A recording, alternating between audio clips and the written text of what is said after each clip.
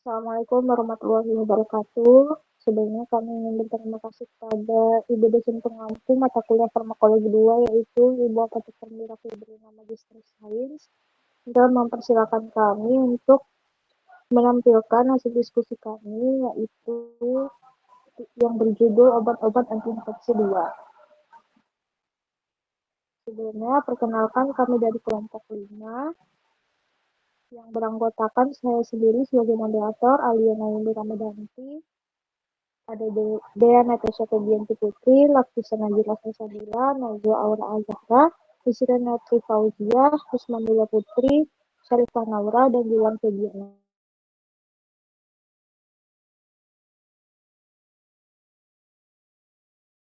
Baik, materi pertama yaitu mengenai antiparasit. Definisi dari obat antiparasit adalah sekelompok obat yang digunakan dalam penanganan dan pengobatan infeksi oleh parasit, termasuk protozoa, cacing, dan ektoparasit.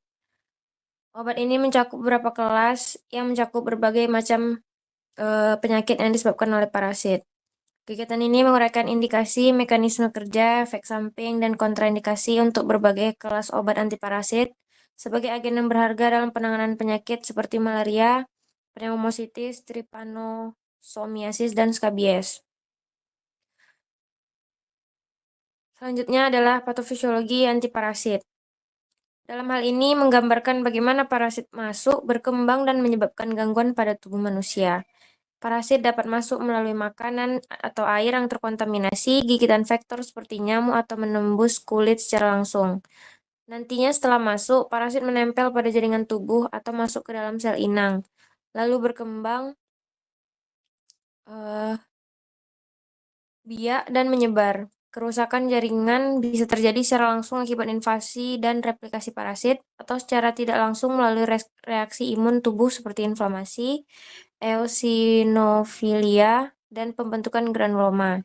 Sebagai contohnya, Plasmodium menyerang sel darah merah dan memicu hemolisis serta demam periodik. Sementara Entamuba histolitika menyerang dinding usus besar dan membentuk ulkus yang dapat meluas ke hati. Pada infeksi cacing seperti Ascaris lumbricoides, cacing dewasa dapat menyebabkan obstruksi usus dan malabsorpsi. Secara umum, gejala klinis sangat bergantung pada jenis parasitnya dan organ yang terinfeksi, mulai dari diare, anemia, batuk, hingga gangguan neurologis. Kemudian ada penggolongan obat antiparasit. Yang pertama antiprotozoa. Golongan ini digunakan untuk mengobati infeksi protozoa seperti Plasmodium, Entamuba histolytica, Giardia lamblia, dan Toxoplasma gondii. Obat antiprotozoa ini bekerja melalui berbagai mekanisme, misalnya klorokuin yang menghambat detoksifikasi heme pada Plasmodium, metronidazol yang menghasilkan radikal bebas untuk merusak DNA protozoa anaerob, serta pirimetamin yang menghambat sintesis asam folat penting bagi pertumbuhan sel parasit. Selanjutnya ada ektoparasitisida. Golongan ini digunakan untuk membunuh parasit hidup di permukaan tubuh seperti kutu, tungau, dan skabies. Contoh obatnya permetrin yang bekerja dengan mengganggu saluran natrium pada sistem saraf parasit yang menyebabkan kelumpuhan pada parasit. Dan ivermectin yang mengikat kanal klorida yang dikendalikan oleh GABA sehingga menghambat impuls saraf dan menyebabkan kematian pada parasit.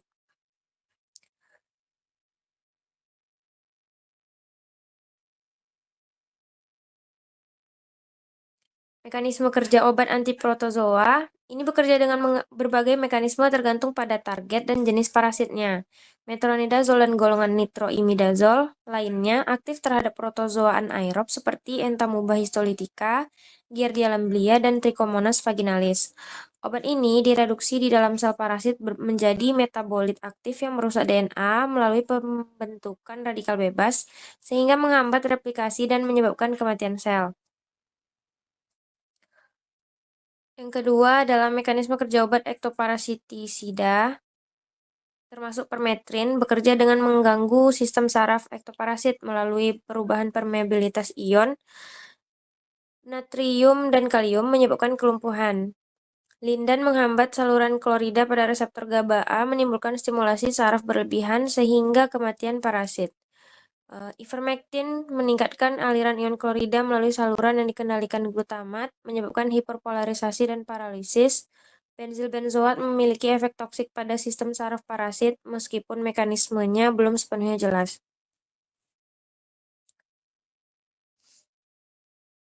Kemudian, indikasi dan kontraindikasi antiprotozoa. Indikasi pada agen antimalaria itu mengobati mencegah infeksi malaria yang disebabkan oleh Plasmodium, misalnya Falciparum, Vivax, malariae, dan Ovale. Yang kedua, agen antibakteri yang mengatasi infeksi protozoa sensitif terhadap antibiotik seperti Entamuba histolytica, Balantidium coli, dan Clostridium.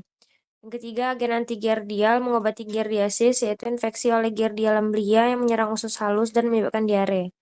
Lalu antitrypanosidal yang mengobati penyakit akibat trypanosoma seperti penyakit tidur Afrika dan penyakit Kagas. Yang kelima ada agen anti-leishmanial yang mengobati infeksi leishmania yang menyebabkan leishmaniasis. Lalu antitoxoplasma yang mengobati toxoplasmosis yang disebabkan oleh Toxoplasma gondii terutama pada pasien imunokompromis atau ibu hamil. Yang terakhir ada antitrichomoniasis yang mengobati infeksi saluran urogenital oleh Trichomonas vaginalis. Kontraindikasinya pada obat kloroquine meliputi pasien dengan sensitivitas sebelumnya terhadap 4 aminoquinolin. Kontraindikasi meliputi pasien dengan defisiensi G6PD dan mereka yang menderita porfiria atau psoriasis. Selain itu, kloroquine juga harus dihindari pada mereka yang memiliki cacat lapang pandang atau miopati. Namun kloroquine aman untuk digunakan selama kehamilan dan anak-anak. Yang kedua, primaquine yang dikontraindikasikan pada pasien dengan metemoglobinemia, granulositopenia, atau myelosupresi. Obat ini harus dihindari selama kehamilan dan mereka yang mengalami defisiensi G6PD. Lalu ada mefloquine yang dikontraindikasikan pada pasien dengan aritmia, kelainan konduksi jantung, gangguan kejiwaan, dan epilepsi. Sebelumnya, rekomendasi yang diberikan adalah untuk menghindari penggunaan obat ini pada pilot atau orang lain yang memiliki pekerjaan memerlukan keterampilan motorik halus. Selanjutnya akan dilanjutkan oleh rekan saya.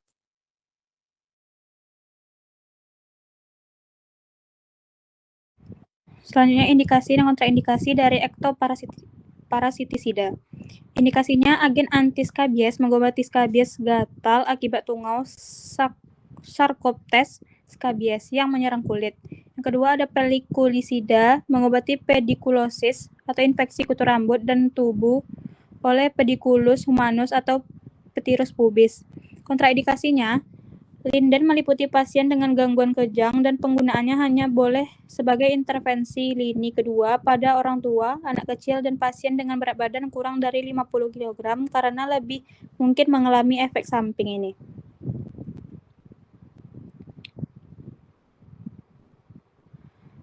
Selanjutnya ada contoh dosis dan efek samping obat. Yang pertama ada obat antiprotozoa yang dimana agen anti-malaria.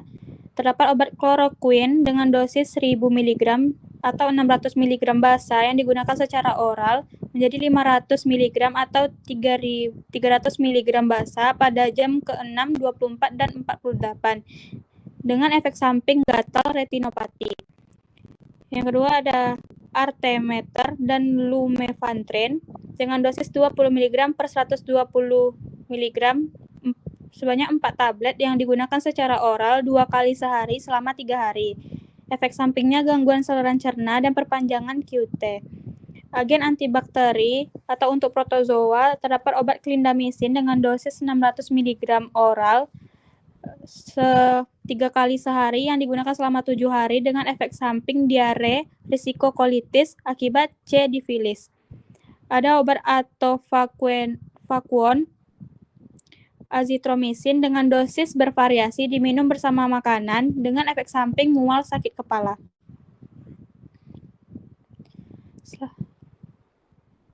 Selanjutnya, agen anti-muba. Yang pertama ada metronidazole dengan dosis 750 mg secara oral digunakan 3 kali sehari selama 10 hari dengan efek samping rasa logam, mual, reaksi disulfiram dengan alkohol. Yang kedua ada iodoquinol dengan dosis 650 mg yang digunakan secara oral sebanyak 3 kali sehari selama 20 hari. Yang terdapat efek samping gangguan GI, tiroid membesar, atau untuk penggunaan jangka panjang. Agen keempat, agen anti-giardial. Ada obat metronidazole dengan dosis 250 mg digunakan secara oral 3 kali sehari selama 5 hari dengan efek samping seperti rasa logam, mual, dan pusing. Ada tinidazole dengan dosis 2 gram yang digunakan secara oral atau dosis tunggal. Efek sampingnya mual, rasa sakit di mulut, rasa pahit di mulut. Yang kelima ada agen tripanodikidal yang ada obat benzidazole dosis 5-7 mg per kilogram per hari dengan digunakan secara oral dibagi 2 dosis selama 60 hari untuk penyakit Chagas. Efek sampingnya ada ruam, neuropati parifar. Yang kedua ada obat pentamidin dengan dosis yang digunakan secara intramuskular atau intravena tergantung indikasi atau trypanosomiasis yang dengan efek samping hipoglikemia dan nefrotoksisitas. Selanjutnya agen anti-leishmanial. Ada obat natrium stibogluconat dengan dosis 20 mg per kilogram per hari yang digunakan secara intravena atau intramuskular selama 20-28 hari dengan efek samping pankreatitis dan aritmia. Yang kedua, obat anti-leishmanial yaitu ada pentamidin dengan dosis 2-4 mg per kilogram yang digunakan secara intramuskular tiap hari selama 15 hari yang ada efek sampingnya hipotensi dan nefrotoksisitas. Agen ketujuh ada agen antitoksoplasma yang dimana obatnya ada parimetamin dan sulfadiazin dan ditambah dengan leukovorin. Dengan dosis pirimetaminnya 50-75 mg per hari dan sulfadiazinnya dengan 100-150 mg yang digunakan 4 kali sehari ditambah leukovorin 10-25 mg per hari. Yang ada efek sampingnya suspensi sumsum tulang dan ruam. Yang kedua ada obat pirimetamin yang ditambah clindamycin dengan dosis clindamycinnya 600 mg sebanyak 4 kali sehari ditambah pirimetamin dan leukovorinnya dengan efek samping diare dan neutropenia. Selanjutnya contoh obat dari ektoparasida. Yang pertama ada permetrin yang dimana pediculosis ini digunakan obat krim yang dioleskan pada bagian yang terinfeksi yang dibiarkan selama 10 menit lalu dibilas dengan air hangat. Untuk kudis yang digunakan krimnya sebanyak 5% lalu dioleskan dari leher ke bawah dan dibiarkan selama 8 hingga 14 jam sebelum dibilas. Linden pediculosis capitis atau pubis sebanyak 30 ml sampo harus dioleskan ke rambut, di kulit kepala atau alat kelamin dan dibiarkan selama 4 menit lalu dibilas. Benzil alkohol tidak lagi diproduksi di Amerika Serikat. Pediculosis capitis yang digunakan lotion 5% dioleskan dan dibiarkan selama 10 menit pada rambut kering. Kemudian dibilas diulang setiap hari selama 7 hari.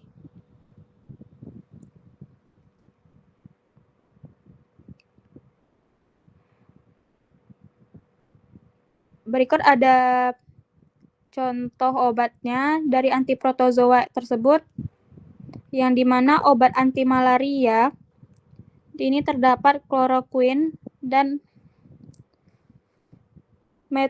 mefloquine dan juga artesunate yang digunakan tablet dengan dosis 10 mg. Yang dimana di sini ada obat antibakteri yang digunakan tinidazole 500 mg dan metronidazole tablet dengan dosis 400 mg.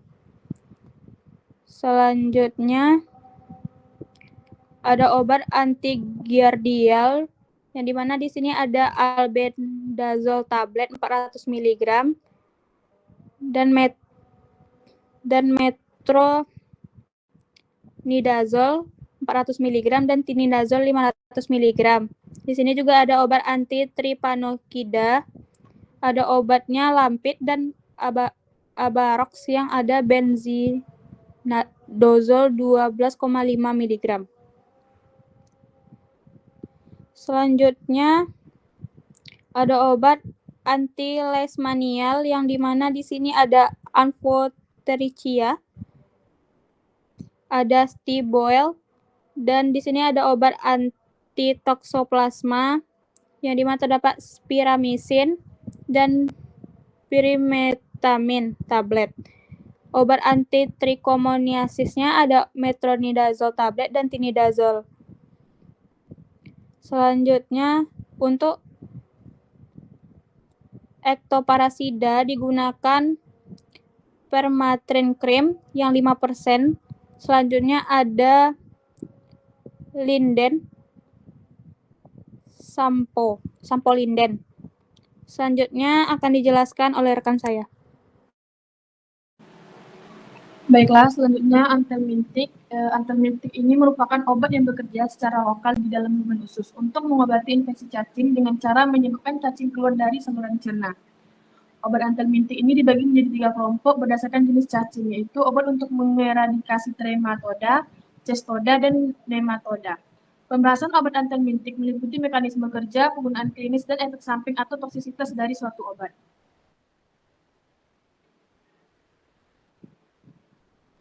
Patofisiologi dari antelmintik ini yaitu infeksi cacing terjadi saat telur atau larva masuk ke tubuh melalui makanan, air, tanah tercemar, atau kontak kulit. Cacing dapat menetap di usus seperti Ascaris, Trichuris, hookworm, atau menyebar ke organ lain, contoh Taeniasonium schistosoma. Cacing dewasa merusak jaringan, menyerap nutrisi, dan bisa menyebabkan obstruksi usus. Respon imun menimbulkan peradangan kronis, eosinofilia, dan reaksi alergi. Infeksi berat dapat memicu anemia, malnutrisi, hambatan pertumbuhan, atau kerusakan organ. Obat antelmintik ini bekerja dengan melumpuhkan atau membunuh cacing agar bisa dikeluarkan dari tubuh. Penggolongan obat antelmintik. Antelmintik terbagi atas beberapa golongan berdasarkan mekanisme kerja dan spektrum aktivitasnya, yaitu yang pertama ada benzimidazole. Benzimidazole merupakan golongan antelmintik yang bekerja dengan menghambat polimerisasi tubulin sehingga mengganggu proses pengambilan glukosa dan menyebabkan kelumpuhan kematian pada cacing. Yang kedua ada asetilkolinergik agonis depolarisasi. Obat-obat dalam golongan ini bekerja dengan cara menimbulkan kontraksi spastik otot cacing melalui mekanisme agonis pada reseptor asetilkolin, menyebabkan kelumpuhan dan eliminasi dari tubuh. Yang ketiga ada golongan GABA agonis. Obat dalam golongan ini menyebabkan relaksasi otot cacing melalui peningkatan transmisi GABA, sehingga terjadi kelumpuhan vaksin dan cacing keluar dari tubuh. Selanjutnya, mekanisme kerja obat. Yang pertama, mekanisme kerja obat golongan benzodiazepine. Contoh obat seperti mebendazole dan albendazole. Bekerja dengan cara mengikat beta-tubulin dan menghambat pembentukan mikrotubulus pada cacing. Mikrotubulus ini penting untuk pengangkutan glukosa yang diperlukan untuk metabolisme energi cacing, karena cacing mengandalkan glikolisis anaerob untuk menghasilkan ATP. Jika mikrotubulus terganggu, cacing tidak bisa memperoleh energi dari glukosa, sehingga proses metabolisme terhambat dan cacing akhirnya mati karena kelaparan energi. Mekanisme kerja ini sangat tepat mengingat patofisiologi infeksi cacing yang mengandalkan glukosa untuk bertahan hidup dan berkembang biak di dalam tubuh inang. Yang kedua, mekanisme kerja obat golongan agonis kolinergik depolarisasi. Contoh obat seperti pirantel pamuat. Bekerja dengan menstimulasi reseptor nikotinik asetilkolin pada cacing, menyebabkan depolarisasi yang persisten dan kontraksi otot spastik yang mengganggu fungsi neuromuskular cacing. Kontraksi spastik ini menyebabkan cacing kehilangan kemampuannya untuk berpegangan pada mukosa usus dan akhirnya terlepas, terdorong keluar oleh peristaltik usus. Mekanisme ini efektif dengan patofisiologi infeksi cacing yang menyebabkan cacing berpegangan kuat pada mukosa untuk bertahan hidup. Dan ketika dilepaskan, cacing tidak sempat berkembang biak atau merusak jaringan lebih lanjut. Selanjutnya, mekanisme kerja obat golongan agonis GABA. Contoh obat yaitu piperazin yang bekerja dengan meningkatkan aktivitas GABA pada cacing yang menyebabkan otot-otot cacing menjadi flaksib. Peningkatan GABA menghambat transmisi saraf sehingga cacing kehilangan kemampuan untuk mengontraksikan otot dan berpegangan pada usus. Akibatnya, cacing terdorong keluar melalui peristaltik usus. Mekanisme ini sesuai dengan patofisiologi infeksi cacing yang berfokus pada kelumpuhan fisik cacing untuk eliminasi tanpa merusak cacing secara langsung dan tanpa melepaskan toksin yang dapat memicu peradangan pada inang. Selanjutnya, pada golongan benzodiazepam, contoh obatnya ada bembedazool tablets dan Zental. Indikasinya yaitu digunakan untuk pengobatan infeksi cacing seperti cacing kremi atau Enterobius vermicularis, cacing gelang yaitu Ascaris lumbricoides, cacing tambang Ancylostoma duodenale, dan cacing pita Taenia spp. Kontraindikasi dari obat ini yaitu tidak boleh digunakan pada pasien dengan hipersensitivitas terhadap obat ini atau yang mengalami gangguan fungsi hati yang berat. Hati-hati pada wanita hamil dan menyusui. Efek samping dari obat ini yaitu dapat menyebabkan gangguan saluran pencernaan seperti mual, muntah, diare, serta efek samping lain seperti sakit kepala dan pusing. Efek jangka panjang yang sangat jarang termasuk kerusakan hati atau reaksi alergi. Dosis mebendazole 100 mg 2 kali sehari selama 3 hari untuk infeksi cacing kremi. Dosis albendazole 400 mg dosis tunggal untuk pengobatan cacing pita atau cacing gelang. Contoh obat yang beredar yaitu mebendazole tablets IP 100 mg dan Zental 400 mg. Baiklah, selanjutnya akan dijelaskan oleh teman saya. 2. Golongan agonis kolinergik depolarisasi. Indikasi digunakan untuk pengobatan infeksi cacing seperti Ascaris lumbricoides, Enterobius vermicularis, dan Trichuris trichiura. Efek samping ringan termasuk mual, muntah, diare, pusing, atau sakit kepala. Reaksi alergi seperti ruam kulit juga dapat terjadi pada beberapa individu. Kontraindikasi tidak boleh digunakan pada pasien dengan riwayat hipersensitivitas terhadap piranti muat. Hati-hati pada pasien dengan gangguan hati atau ginjal. Dosis 10 mg per kilogram berat badan sekali sehari. Biasanya diberikan dalam bentuk dosis tunggal. Contoh obat yang beredar, pirantel pemuat, yaitu Combantrin.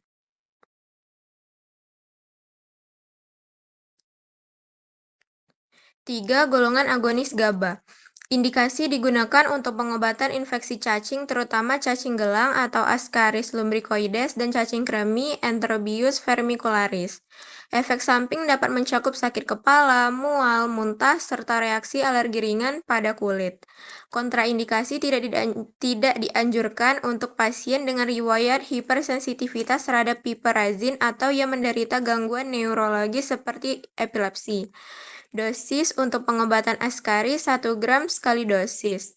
Dosis dapat disesuaikan berdasarkan usia dan kondisi pasien. Contoh obat yang beredar yaitu piperazin, seperti piperazin 500 mg.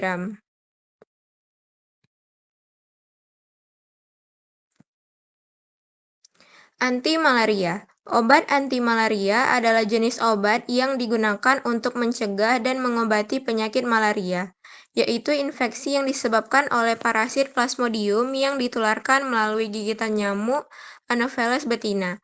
Obat ini bekerja dengan cara membunuh parasit malaria yang berada di dalam darah atau hati manusia, tergantung pada jenis dan mekanisme kerja obat tersebut.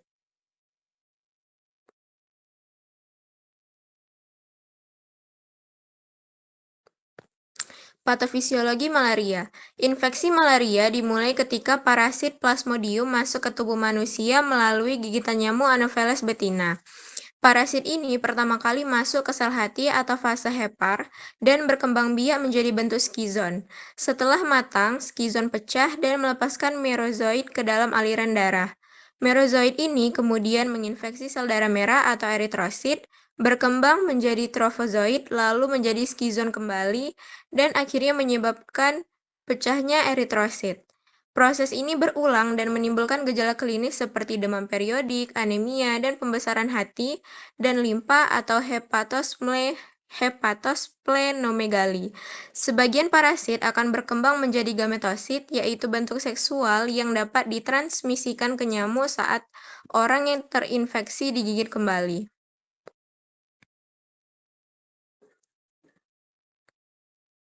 Penggolongan obat anti-malaria.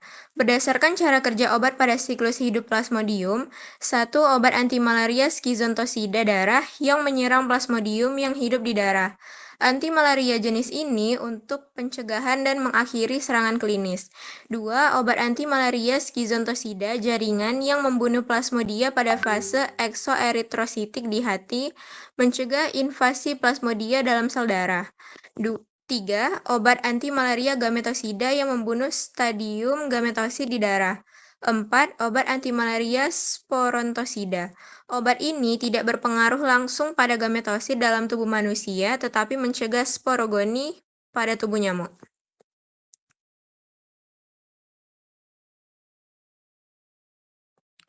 Mekanisme kerja obat. 1. Obat antimalaria skizontosida darah bekerja pada fase eritrositik, yaitu saat plasmodium berkembang dalam sel darah merah.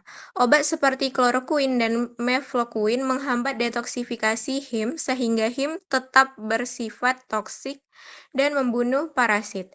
Artemisinin bekerja dengan menghasilkan radikal bebas yang merusak sel parasit. Sedangkan obat lain seperti quinin atau vakuon dan tetrasiklin mengganggu mitokondria atau sintesis protein parasit. Karena fase ini menyebabkan gejala klinis seperti demam dan anemia. Skizontosida darah penting untuk pengobatan infeksi akut. 2. Skizontosida jaringan menargetkan fase eksoeritrositik, yaitu saat parasit berkembang di dalam hati sebelum memasuki darah. Obat seperti primaquine, proguanil, dan pirimetamin membunuh parasit di hati, khususnya bentuk dorman atau hipnozoid pada Plasmodium vivax dan Plasmodium ovale, untuk mencegah kekambuhan. Primaquine misalnya mengganggu fungsi mitokondria parasit. Obat ini penting untuk eliminasi total malaria laten. Selanjutnya akan dijelaskan oleh rekan saya. Baik, kemudian mekanisme kerja obat yang ketiga itu gametosida bekerja membunuh gametosit, bentuk seksual parasit yang dapat ditularkan ke nyamuk. Primaquine efektif sebagai gametosida terhadap P. falciparum sehingga membantu memutus rantai penularan dengan mencegah siklus porogoni di tubuh nyamuk. Ini penting tidak hanya untuk pasien tetapi juga untuk pengendalian malaria secara luas. Nah, yang keempat itu ada sporontosida adalah obat yang menghambat perkembangan parasit dalam nyamuk setelah mengisap darah dari penderita. Obat ini tidak bekerja di tubuh manusia tetapi mencegah terbentuknya sporozoid infektif di nyamuk. Meski jarang digunakan, sporontosida berperan dalam strategi pencegahan transmisi malaria, terutama di daerah endemis. Nah, kemudian ada obat skizontosida darah. Ini indikasinya itu adalah kloroquine ini digunakan untuk mengobati dan mencegah malaria akibat plasmodium yang sensitif seperti PVivax, ovale, dan malaria.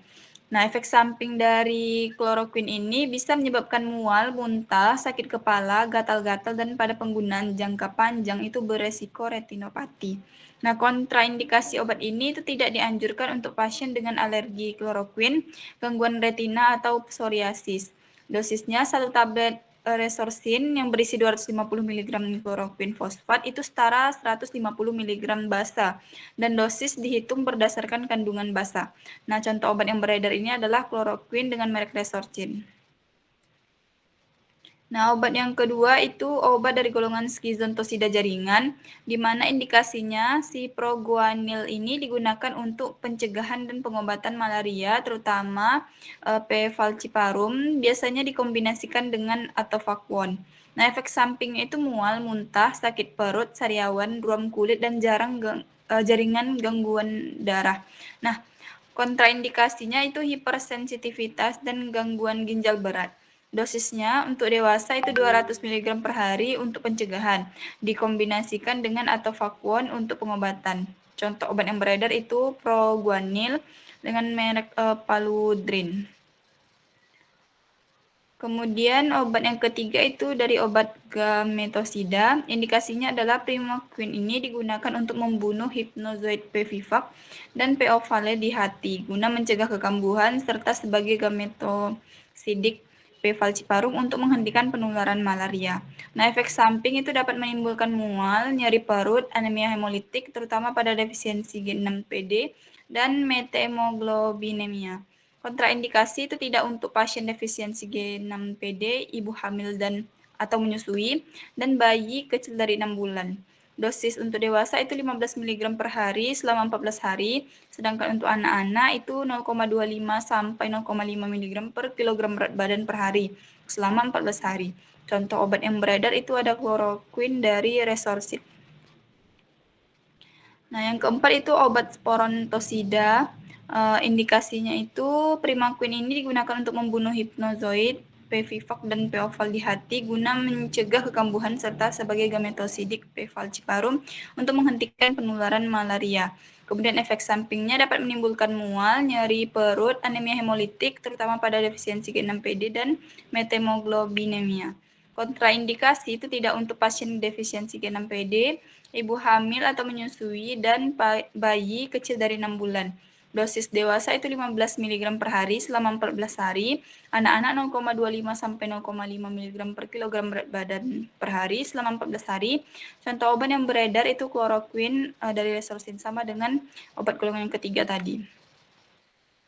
Nah, kemudian ada antituberkulosis. Nah, definisinya itu obat antituberkulosis ini adalah obat yang digunakan untuk mengobati infeksi tuberkulosis yang disebabkan oleh Mycobacterium tuberculosis. Nah, obat ini bekerja dengan membunuh atau menghambat pertumbuhan bakteri penyebab TB dan biasanya diberikan dalam kombinasi beberapa jenis obat seperti isoniazid, rifampicin, pyrazinamide, dan etambutol. Pengobatan berlangsung selama minimal 6 bulan dan harus dijalani secara teratur agar efektif, mencegah kekambuhan dan menghindari resistensi obat. Baiklah, penjelasan selanjutnya akan dijelaskan oleh rekan saya. Baiklah, selanjutnya ada patofisiologi dari tuberkulosis. Infeksi tuberkulosis ini dimulai ketika Mycobacterium tuberculosis masuk ke paru-paru melalui udara dan menetap di alveoli. Di sana bakteri berkembang biak dan dapat menyebar melalui sistem limfatik ke organ lain seperti ginjal, otak, dan juga tulang. Sistem imun merespon dengan fagosit dan limfosit yang membentuk granuloma, struktur pertahanan tubuh untuk mengurung bakteri. Granuloma ini dia berisi basil hidup dan mati, serta sel-sel imun yang lama-lama berubah menjadi jaringan fibrosa dengan inti nekrotik disebut gon tubercle. Jika sistem kekebalan tubuh menurun, bakteri yang semula dorman bisa aktif kembali, menyebabkan gon tubercle pecah dan menyebarkan infeksi ke jaringan sekitar dan saluran udara. Hal ini memacu nekrosis, bronkopneumonia, dan pembentukan jaringan paru di paru. Penyebaran ini memperparah kerusakan organ dan memperluas proses infeksi di dalam tubuh. Selanjutnya ada penggolongan obat anti-tuberkulosis. Yang pertama itu ada isoniazid. Isoniazid adalah salah satu obat pilihan untuk obat lini pertama tuberkulosis. Isoniazid merupakan antibiotik golongan antituberkulosis yang bekerja untuk membunuh kuman Mycobacterium tuberculosis penyebab infeksi tuberkulosis. Fungsinya adalah untuk menghambat produksi dari asam mikolat, komponen dinding sel penting pada bakteri. Yang kedua ada rifampicin. Rifampicin adalah salah satu OAT yang paling efektif. Bersama dengan isoniazid, merupakan regimen dasar dari pengobatan tuberkulosis. Rifampicin ini aktif melawan bakteri yang tumbuh dengan cepat maupun yang tumbuh dengan lambat.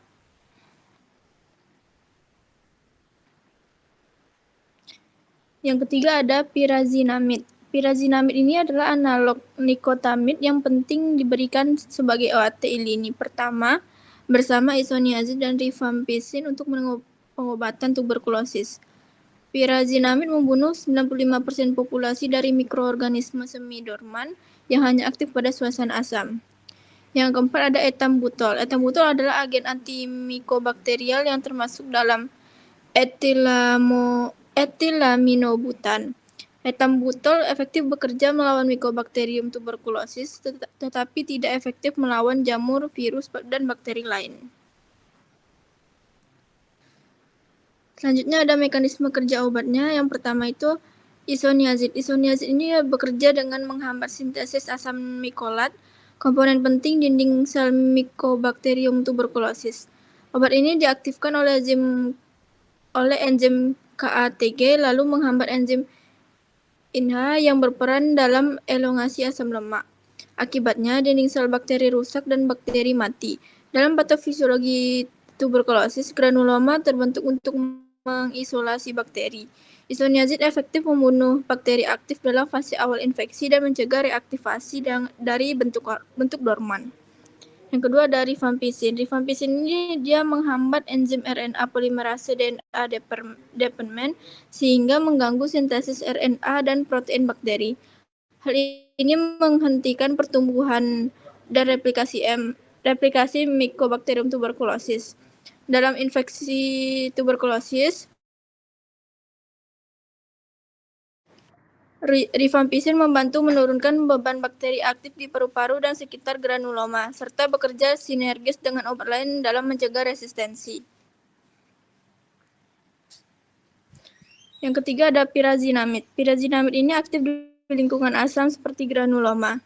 Di dalam bakteri, ia diubah menjadi asam pirazinoat yang menghambat sintesis asam lemak dan menurunkan pH sitoplasma. Ini membuat bakteri persisten atau laten di dalam granuloma menjadi rusak, efektif dalam membunuh bakteri dorman, dan mempercepat penyembuhan. Yang keempat yaitu ada etambutol. Etambutol ini dia menghambat enzim arabinosil transferase, mengganggu sintesis dinding sel bakteri dan meningkatkan permeabilitasnya. Dalam patofisiologi tuberkulosis, hal ini membantu melemahkan struktur bakteri dalam granuloma sehingga lebih mudah dihancurkan oleh sistem imun dan meningkatkan efektivitas obat lain.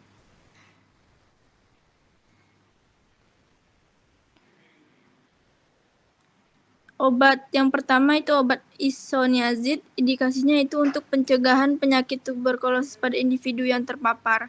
Efek sampingnya itu peningkatan transaminase, bilirubinemia, anoreksia, mual, lelah, dan kebingungan. Kontraindikasinya yaitu alergi terhadap isoniazid, hepatitis, epilepsi, dan gangguan ginjal. Dosisnya yaitu 5 mg per kilogram BB, maksimal 300 mg per hari. Contoh obat yang beredar itu ada isoniazid. Materi selanjutnya akan dijelaskan oleh rekan saya. Selanjutnya ada obat pirazinamid. Indikasinya untuk pengobatan TB aktif atau paru dan ekstrapulmoner. Efek sampingnya hepatitis, mual muntah, dan fotosensitivitas. Kontraindikasinya adalah riwayat gout akut. Dosisnya 15-30 mg per kilogram BB, diberikan sekali sehari. Contoh obat yang beredar adalah pirazinamid. Contoh obat yang keempat ada etambutol, indikasinya untuk pengobatan TB paru. Efek sampingnya neuretis, retrobular, gangguan penglihatan, ruam kulit, gangguan pencernaan. Kontraindikasinya neuritis optik. Dosisnya 15 mg per kilogram berat badan per hari untuk pasien baru. 25 mg per berat badan per kilogram berat badan untuk pengobatan ulang. Contoh obat yang beredar ada etambutol 500 mg. Selanjutnya ada antilepra. Antilepra adalah agen kusta atau golongan obat yang digunakan untuk mengobati kusta dan infeksi kulit tertentu seperti dermatitis herpetiformis atau ruam kulit yang gatal dan berbenjol-benjol yang umum terjadi pada orang dengan penyakit celiac. Kusta adalah penyakit menular disebabkan oleh bakteri Mycobacterium leprae yang menyebabkan luka kulit yang parah di sekitar tubuh. Satu-satunya obat yang termasuk dalam golongan ini adalah dapson, agen aktif sulfon dengan sifat imunosupresif, anti radang, dan sifat antibakteri dan antibiotik. Patofisiologi lepra atau kusta, Mycobacterium leprae adalah bakteri penyebab kusta yang memiliki masa inkubasi sangat lama, antara 3 atau 20 tahun, sehingga seringkali penderita tidak menyadari infeksi dalam tubuhnya. Bakteri ini menyerang sel sakuan di sistem saraf tepi, terutama di daerah kulit yang dingin seperti perineum, karena memiliki kapsul protein yang memungkinkan menempel dan masuk ke dalam sel tersebut. Meski sel sakuan mampu memfagosit bakteri, ia tidak dapat menghancurkan karena tidak memiliki MHC kelas 2 untuk mempresentasikan antigen pada limfosit T. Setelah sel sakuan mati dan pecah, setelah imun tubuh mulai mengenali basil melalui respon imun non-spesifik dan spesifik. Makrofag akan menelan basil, namun memerlukan bantuan limfosit untuk menghancurkan secara efektif. Variasi kemampuan sistem imun tubuh, khususnya imunitas seluler, menyebabkan spektrum klinis kusta yang luas, mulai dari tipe tuberkuloid dengan imunitas kuat hingga tipe lepromatosa dengan imunitas lemah. setelah dijelaskan dalam klasifikasi Ridley-Joplin.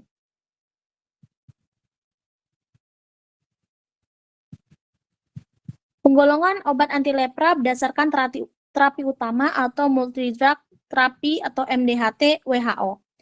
Yang pertama adalah untuk Paucibacillari PB leprosi. Jenis lepra dengan jumlah kuman sedikit biasanya ditandai dengan 1-5 lesi pada kulit. Diberikan 2 jenis obat, yaitu ada rifampicin, antibiotik kuat yang bersifat bakterisidal, artinya mampu membunuh langsung bakteri lepra.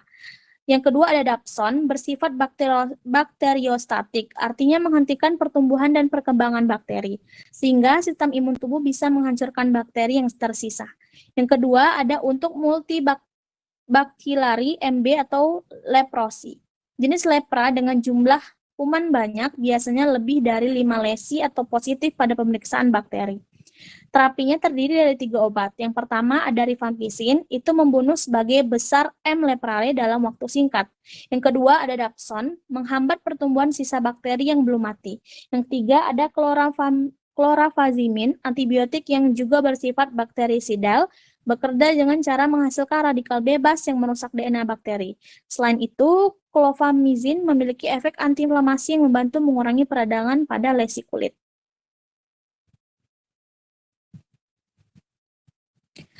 Obat alternatif anti lepra yang pertama, obat-obat ini digunakan jika pasien tidak bisa menggunakan regimen standar, misalnya karena alergi atau efek samping berat, atau bila terbukti ada resistensi obat. Namun, penggunaannya tidak dianjurkan sebagai terapi lini pertama dan hanya diberikan di bawah pengawasan dokter ahli.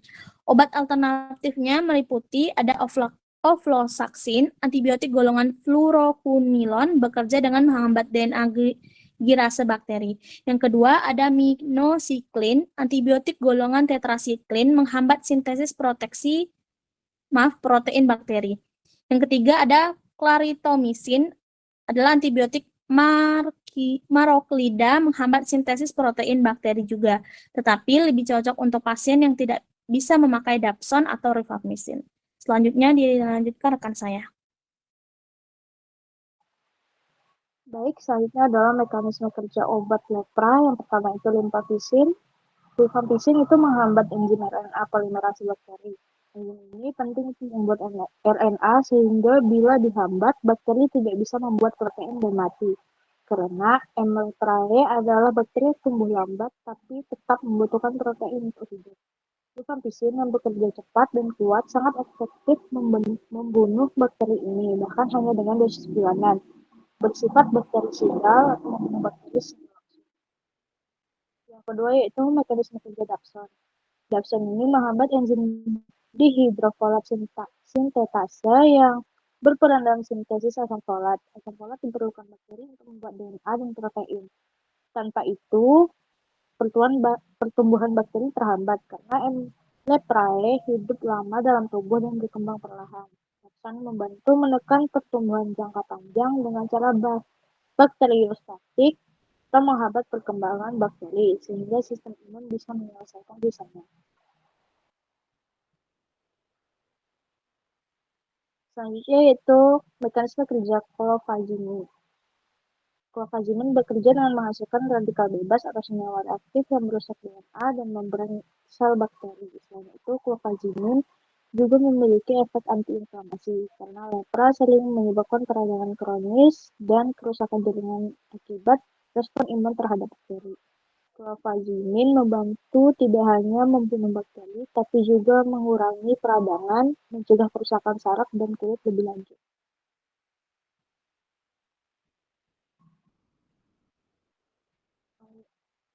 Contoh obat yang pertama itu obat rifampicin, indikasinya itu pengobatan lepra pada regimen MDT baik PB maupun MB, juga digunakan untuk tuberkulosis, misalnya Staphylococcus aureus dan profilaksis meningitis.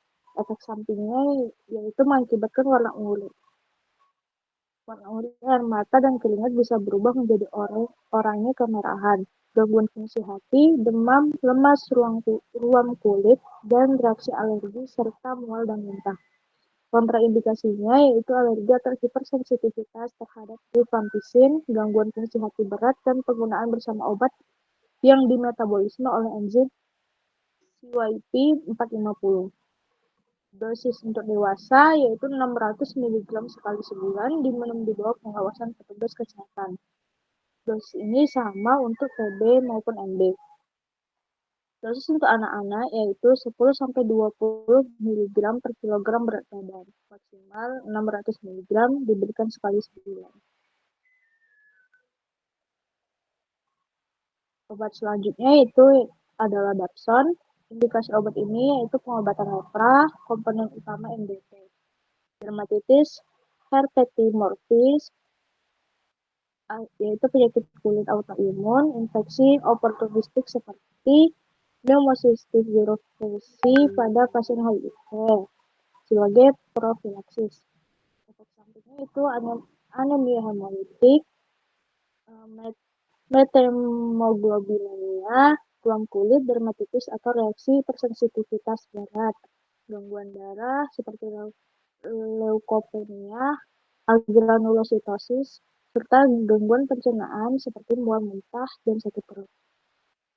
Kontraindikasinya yaitu alergi terhadap Dapsone atau sulfonamida, defisiensi enzim G6PD, glukos 6-fosfat dehidrogenase karena bisa menyebabkan anemia hemolitik dan gangguan fungsi hati dan gejala berat. Dosis untuk dewasa yaitu 100 mg per hari diminum sendiri di rumah untuk TB maupun MD. Dosis untuk anak-anak 1-2 mg per kilogram berat badan per hari, maksimal 100 mg per hari. Selanjutnya itu ada obat clofazimine. Indikasinya yaitu pengobatan lepra, terutama tipe multibakteriari, digunakan juga untuk reaksi lepra tipe 2, erythema nodosum leprosum karena efek antiinflamasi. Efek sampingnya itu perubahan warna kulit, mata dan irung menjadi merah kecoklatan atau keunguan, gangguan saluran cerna, seperti nyeri perut, mual, muntah, diare, kulit kering, mengelupas, serta fotofobia. Kontraindikasinya yaitu alergi terhadap clofazimine dan hati-hati pada pasien dengan gangguan saluran cerna berat atau gangguan hati. Dosis untuk dewasa yaitu 300 mg sekali sebulan, diminum di bawah pengawasan, dan 50 mg setiap hari diminum sendiri di rumah. Dosis untuk anak-anak yaitu 1 mg per kilogram berat badan per hari dan 6 mg per kilogram berat badan sebulan sekali. Maksimal sama dengan dosis dewasa, tergantung usia dan berat badan. Kesimpulannya yaitu obat-obat anti-infeksi seperti antiparasit, antihelmintik, antimalaria, antituberkulosis, dan antilepra bekerja dengan mekanisme spesifik sesuai patofisiologi penyakitnya, mulai dari menghambat sintesis dinding sel, metabolisme energi, hingga replikasi DNA patogen. Pemilihan obat didasarkan pada jenis infeksi, tingkat keparahan, dan sensitivitas patogen. Setiap golongan memiliki indikasi, efek samping, dan kontraindikasi, dan dosis yang berbeda, serta sering digunakan dalam kombinasi untuk meningkatkan efektivitas dan mencegah resistensi.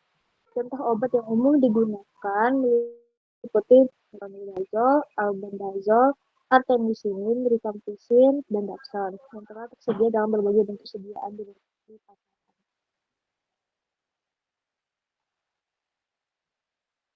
Baiklah, sekian presentasi dari kami. Jika ada kurang atau kesalahan, mohon dimaafkan. Saya akhiri. Wassalamualaikum warahmatullahi wabarakatuh.